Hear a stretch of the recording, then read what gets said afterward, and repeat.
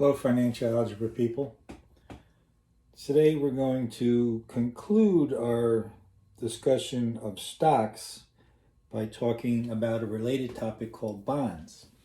You often hear stocks and bonds, that phrase with the two put together. They are different things. Just recall a stock, if you're a shareholder of stocks, you own part of the corporation. A bond, on the other hand, is a loan. A corporate bond is a loan to a corporation, and the corporation pays you back with interest. You're not an owner of the company, you're loaning the company some money.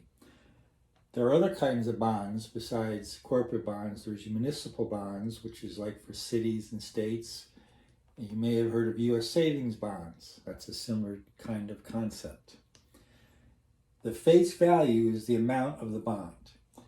You can buy a $1,000 bond or a $5,000 bond. What that means is you're loaning the company $1,000. And the corporation pays you back with interest. And they pay you back the amount of the bond when it matures. The maturity date can be a few months to 30 years. Usually the longer the maturity date, the higher the interest. So if you bought a 30-year bond, you would get interest paid to you every year or so, and then eventually at the end of that maturity date, they will pay you back that amount of the face value of the bond. Bonds have less risk than stocks, but they also have less rewards than stocks.